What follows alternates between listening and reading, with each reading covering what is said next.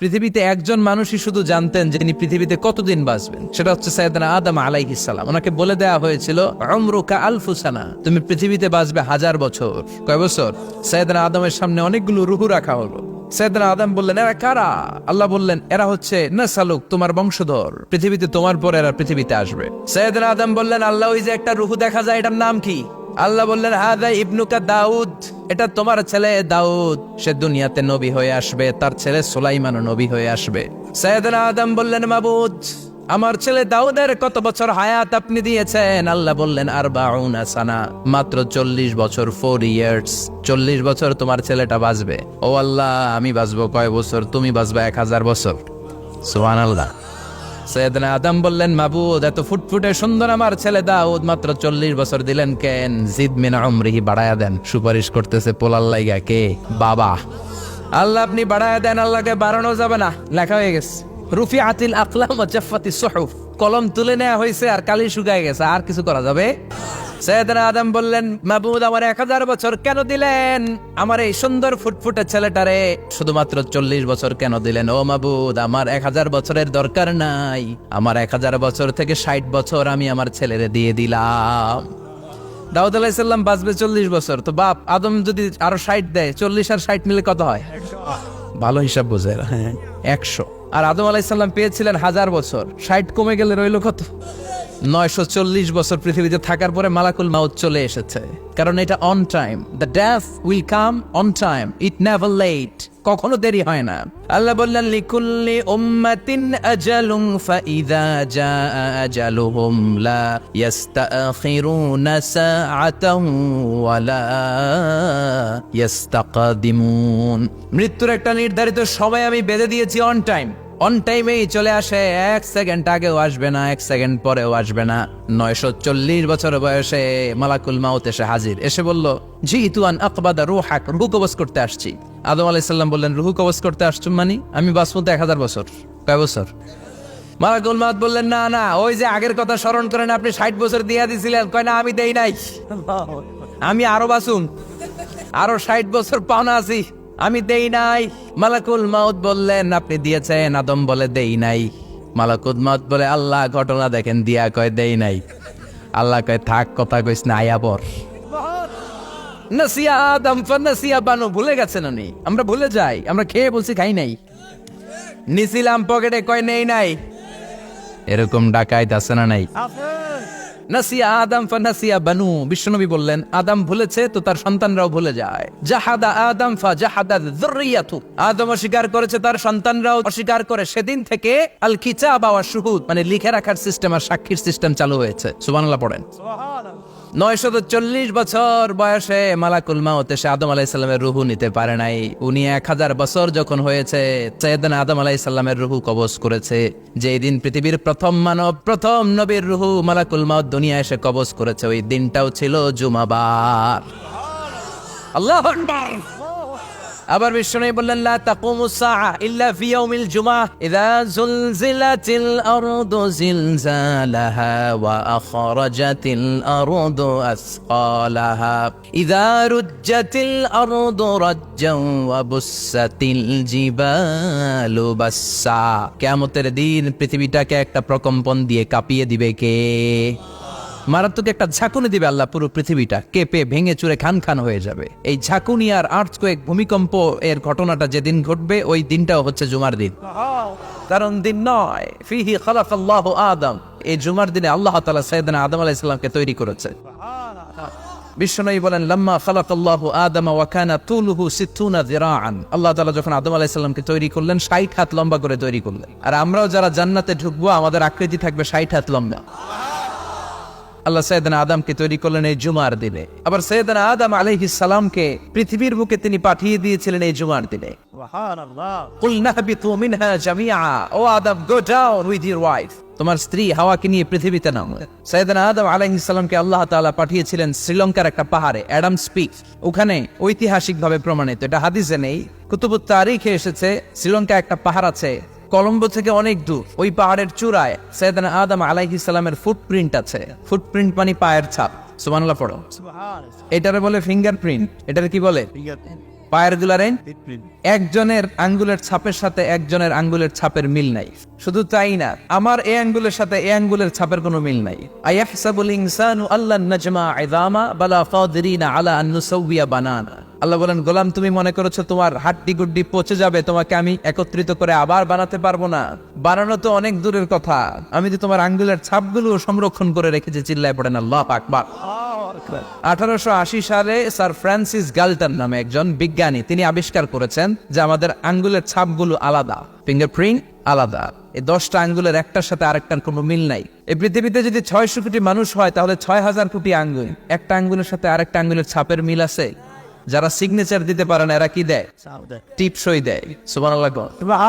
কি ম্যাজিক আল্লাহ আঙ্গুলে রেখে দিয়েছে, একটা আঙ্গুলের ছাপের সাথে আরেকটা আঙ্গুলের ছাপের মিল নাই। এখন এই বায়োমেট্রিক অথেন্টিকেশনের জন্য অনেক জায়গায় দিতে হয়। ইমিগ্রেশন পাস করবেন, গিভ ইউর ফিঙ্গারপ্রিন্ট। ভিসা করবেন, Schengen visa, European visa, provide your fingerprint first. Canadian এম্বাসিতে গিয়েছিলাম, সব আঙ্গুলের আলাদা আলাদা ফিঙ্গারপ্রিন্ট রেখেছে। এখন এটা অথেন্টিকেশনের জন্য সিকিউরিটি পারপাস খুব গুরুত্বপূর্ণ, কিন্তু 1500 বছর আগে, 1880 মানে কি 200 বছর তো না, 200 বছর আগে বিজ্ঞানীরা আবিষ্কার করলো। 1500 বছর আগে সূরাতুল কিয়ামার ভিতরে ফিঙ্গারপ্রিন্টের কথা বলেছে কে? আর পায়েরটারে বলে ফুটপ্রিন্ট। এটা প্রাণীদের ক্ষেত্রে প্রযোজ্য, কারণ প্রাণীদের আঙ্গুল নাই, আছে? ওদের আছে পা। বাঘের কয় পা? 4 পা। বাঘের হাত কয়টা? হাত নাই, ওদের পা, ফলে ওদের ফুটপ্রিন্ট লাগে। সুন্দরবনে কয়টা বাঘ আছে এটার একটা হিসাব আছে। কি করে বলে, কেমন করে হিসাব করে? বাঘের কাছে যে গুনে, চেহারা তো একরকম, একটারে 3 বার গুণ। কথা গণ কিভাবে গণে তাহলে? বাঘসুমারি হয় কিভাবে? ফুটপ্রিন্ট, পায়ের ছাপ। একটা বাঘের পায়ের ছাপের সাথে আরেকটা বাঘের পায়ের ছাপের কোনো মিল নাই। আবার কাবা ঘরের পাশে একটা ছোট্ট জায়গা আছে, এই জায়গার মধ্যে রব্বুল আলামিন সব নবীদের পিতা সাইয়েদনা ইব্রাহিম আলাইহিস সালামের ফুটপ্রিন্ট রেখে দিয়েছেন। ওয়াত্তাখিযু মিম মাকামি ইব্রাহিম মুসাল্লা। সাইয়েদনা ইব্রাহিমের দাঁড়ানোর জায়গায় তোমরা নামাজের জায়গা করে নাও। আল্লাহু আকবার। সাইয়েদনা ইব্রাহিম আলাইহিস সালামের পায়ের ছাপ আছে কিন্তু মাকাম ইব্রাহিম, আর সাইয়েদনা আদম আলাইহিস সালামের পায়ের ছাপ আছে অ্যাডামস পিকে, শ্রীলঙ্কার ওই পাহাড়ে। তো যেদিন আদম আলাইহিস সালামকে আল্লাহ ওখানে পাঠিয়ে দিয়েছিলেন, ওই দিনটা ছিল জুমার দিন। সুবহানাল্লাহ নাই? এরপরে সাইয়েদনা আদমকে পাঠানো হলো শ্রীলঙ্কায়, সাইয়্যিদাতুনা হাওয়া আলাইহিস সালামকে পাঠিয়ে দেয়া হলো সৌদি আরবের জেদ্দা শহরে। আরবিতে জেদ্দা বা জাদ্দা মানে দাদি, জেদ্দাতুন বা জাদ্দাতুন মানে কি? দাদি। হাওয়া আলাইহিস সালাম আমাদের সবার দাদি, ঠিক কিনা? ওনার নামে এই শহরের নাম। বছরের পর বছর সাইয়েদনা আদম আলাইহিস সালাম এবং হাওয়া আলাইহিস সালাম আল্লাহর কাছে ক্ষমা চাইলেন, আল্লাহ ভুল করে নিষিদ্ধ গাছের ফল খেয়েছি, তুমি মাফ করে দাও। আল্লাহ বললেন, আদম কয়েকটা কালিমা শিখিয়ে দেব, এই কালিমাগুলোর পরে আমার কাছে দোয়া করো, আমি কবুল করে নিব। আল্লাহু আকবার। আল্লাহ শিখিয়ে দিলেন আর বললেন, আদম পড়ো, রাব্বানা যালামনা আনফুসানা ওয়া ইল্লাম তাগফির লানা ওয়া তারহামনা লানাকুনান্না মিনাল খাসিরিন। ও আল্লাহ, জুলুম করেছি নাফসের উপর, ভুল করেছি, অন্যায় করেছি, আপনি যদি ক্ষমা না করে দেন আমরা শেষ হয়ে যাব, আমরা হালাক হয়ে যাব, ক্ষতিগ্রস্তদের মধ্যে শামিল হয়ে যাব, ঠিক কিনা? আল্লাহ সাইয়েদনা আদম আলাইহিস সালামের তওবা কবুল করলেন। ওনার কাজ হচ্ছে তওবা কবুল করা। আমাদের কাজ গুনাহ করা, শয়তানের কাজ ওয়াসওয়াসা দেওয়া, আল্লাহর কাজ খালি মাফ করা। তার মানে আদম সৃষ্টি হলো জুমার দিনে, দুনিয়ায় নামিয়ে দেওয়া হলো জুমার দিনে, তওবা কবুল করে নেওয়া হলো জুমার দিনে, রূহ কবজ করা হলো জুমার দিনে, আবার কিয়ামত সংগঠিত হবে জুমার দিনে। পড়েন সুবহানাল্লাহ। আবার বিশ্বনবী বললেন, আর রমাদান ইলা রমাদান, এক রমজান থেকে আরেক রমজানের মাঝখানে যত গুনাহ হয় মাফ করে কে? তারপরে বিশ্বনবী বললেন, আল উমরাতু ইলা আল উমরাহ, কেউ যদি একবার উমরা করে পরে আবার করলে 2 উমরার মাঝখানে গুনাহগুলো মাফ করে দেয় কে? আবার বিশ্বনবী বললেন, আল জুমআতু ইলাল জুমআ কাফফারাতুন লিমা বাইনাহুমা, এক জুমার পর থেকে সামনের জুমা আসা পর্যন্ত যে সগীরা গুনাহগুলো হয় সবগুলো সগীরা গুনাহ মাফ করে দেয় কে? সারা সপ্তাহে ভুল ত্রুটি অন্যায় যা করলাম জুমার নামাজের বদৌলতে সব গুনাহ মাফ করে দেয় কে? এই দামি দিনটাকে আল্লাহ ইহুদিদের দিতে চেয়েছিলেন, পায় নাই। আলহামদুলিল্লাহ কইবেন না? তারা ইখতিলাফ করে হারাইছে এটা। এই দামি দিনটা রব্বুল আলামিন নাসারাদেরকে দিতে চেয়েছিলেন, ফাখতালাফু, ওরাও ইখতিলাফ করে হারাইছে। এজন্য ইখতিলাফ ভালো জিনিস না খারাপ জিনিস? ইহুদিদেরকে আল্লাহ দিতে চাইলেন, ইখতিলাফ করে হারাইছে, নাসারারাও হারাইছে। ফাজা আল্লাহু বিনা ফাহাদানা বিহাদা দ্বীন, রব্বুল আলামিন এই দিনটা আমাদেরকে দিলেন, আমরা ইখতিলাফ করি নাই, বিশ্বনবীর হাতে হাত রেখে ঐক্য করে ঘোষণা দিয়েছি জুমার দিন আমাদের সাপ্তাহিক দিন। সুবহানাল্লাহ। বিশ্বনবী বলেন ফাগাদান লিল ইয়াহুদ, সাপ্তাহিক আনন্দের দিন ইহুদিদের জন্য হচ্ছে শনিবার, ইয়াউমুস সাbt, বাদা গাদ লিন নাসারা, আর খ্রিস্টানদের জন্য হচ্ছে রবিবার, আর আমাদের জন্য হচ্ছে শুক্রবার। চিল্লায় পড়েন আল্লাহু আকবার। তার মানে জুমার দিন, জুমাবারের মর্যাদা বেশি না কম? চিল্লায় বলেন বেশি না কম? জুমার দিন সকালবেলা ফজরের নামাজের পর থেকে ফেরেশতারা যতগুলো মসজিদে জুমা অনুষ্ঠিত হয় ওই মসজিদে ঢোকার প্রতিটা দরজার মধ্যে দাঁড়িয়ে থাকে। কারা কারা আগে আগে জুমার নামাজ পড়ার জন্য মসজিদে যায়, প্রত্যেকের নামগুলো একটা জান্নাতের রেজিস্ট্রি খাতার মধ্যে তুলে নেয়। এই নামগুলো স্পেশালি আল্লাহর কাছে পাঠানোর জন্য। ডানে বাঁয়ে সামনে পেছনে যতগুলো দরজা, প্রতিটা দরজায় ফেরেশতারা বসে থাকে। কে আগে আসলো নাম তুলে দেয়।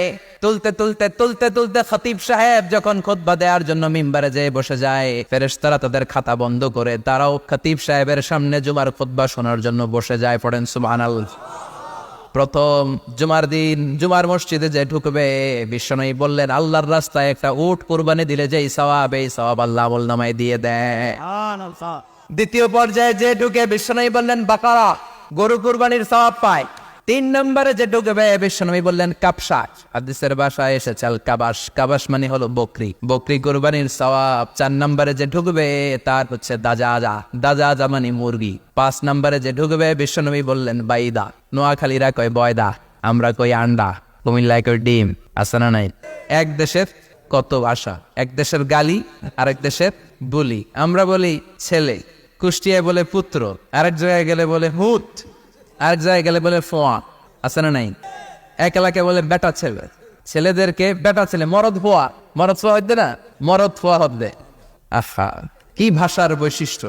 তো যেটাতে আমরা বলি ডিম, কোথাও বলে আন্ডা, কোথাও বলে বয়দা। তো এই বয়দা আল্লাহর রাস্তায় দান করে দিলে যেই সওয়াব, পঞ্চম ব্যক্তি ওই সওয়াব পাবে। এই 5 জনের পরে আর লেখালেখি নাই, বাকিদেরটা নর্মাল এন্ট্রি করে সব ফেরেশতারা খুতবা শোনার জন্য বসে যায়। সুবহানাল্লাহ। তো জুমার দিনে আগে আগে যাবেন তো?